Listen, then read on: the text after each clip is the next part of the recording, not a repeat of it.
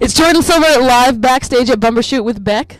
Thank you so much for stopping by and talking with us. Thanks for visiting. Letting us onto your bus. Yeah. Let's talk about this Write Me a Song, Hey Beck, Write Me a Song promotion. So cool. And could you tell us anything about the song right now? We haven't heard it yet.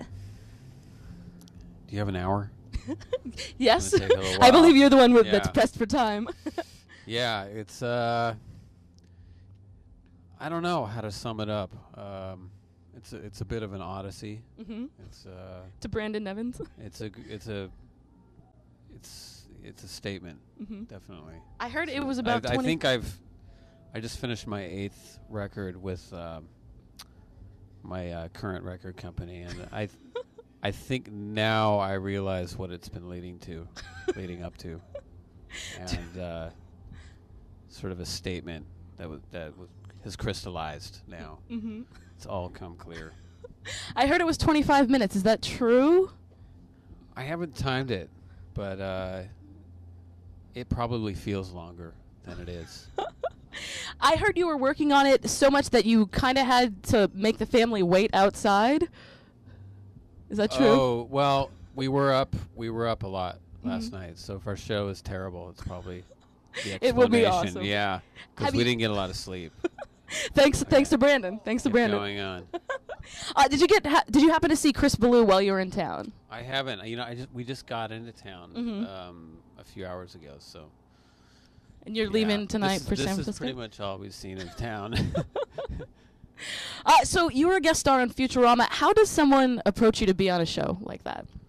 They just contact me, and in the case of that show, they sent me a script, Mhm. and I read it, and I felt like they'd gone to the trouble of writing the script that I couldn't say no. Right. You know, that I would have to oblige, but I was definitely in over my head. I'm not a cartoon voice over person at all, as you can hear from my voice. No, I It's think you're not doing a very great animated. job. I think you're doing a great job.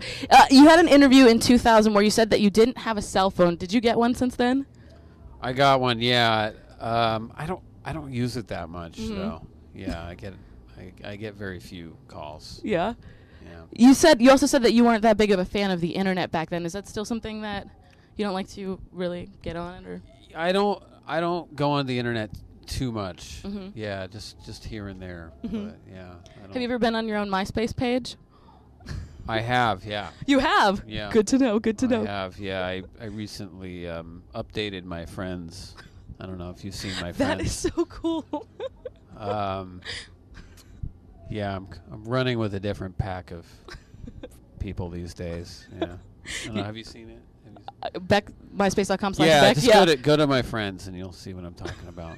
MySpace. Can we talk about the new They're album? old. They're old. They're fairly old. Yeah. Your friends. Is Chris Ballou on your top 8? Only people with Greek names. Greek names. Yeah. So the album Modern Guilt. What were you? Why did you title it that? It was the name of one of the songs, and I don't know. None of the other titles I had really fit. It was just one of those. I kept fighting that title and trying to come up with something better, and it just wanted to be called that. Mm-hmm. I don't know. The first words of Gamma Ray ice caps are melting down. Does that have anything to do with what Modern Guilt, like carbon? A lot of my lyrics aren't literal. You know, they're more metaphorical, or they're kind of. It's a mixture of images to give you a certain feeling or impression, more than literally me talking about the ice caps melting down. Mm-hmm. I think it's more of a flippant comment that kind of gives you a feeling for the mental state of the person singing the song. Yeah. That's the kind of idea. You know, I usually have a character or some sort of scenario in my mind when I'm writing, and then. What was the scenario when you were writing Gamma Ray? I was thinking about, one of those kind of really simple songs about a girl, or songs. The original rock and roll kind of songs are about cars or girls, or they're fairly simplistic, and that sort of Chuck Berry kind of thing, and there's something simplistic about those songs, but also they have like older blues songs, they have different layers to them. Mm-hmm. You know, when you actually listen to them. Yep. So I was thinking of something that was almost like a modern Chuck Berry kind of thing.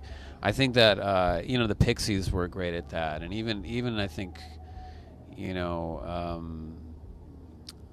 I don't know. It's sort of this thing, this you know, really basic rock and roll kind of song that I think it's kind of gotten lost, you know. So I was trying to write something in that vein. I like it. I like the way that you describe it because that's how the music totally sounds. Sounds like good. like an oldies, Yeah, modern oldies song. Modern oldies, yeah. So this is my very last question, and it's totally random. What Sure. time of day would you switch from saying good afternoon to good evening? Well, it depends on when the sun goes down. It's when the sun goes down? Yeah, I would say that dusk. Okay, Yeah. dusk, that's it. Dusk, yeah. Beck, thank you Did so I- much for talking Was that to the us. right? Was that a trick question? No, not at all. Okay. I just wanted to know, according to Beck Hansen, what time Oh. do you say, hey, good evening? Good evening. Yeah. You know, in the evening. Okay, good to know. Thank you so much, Beck. We appreciate it. Okay.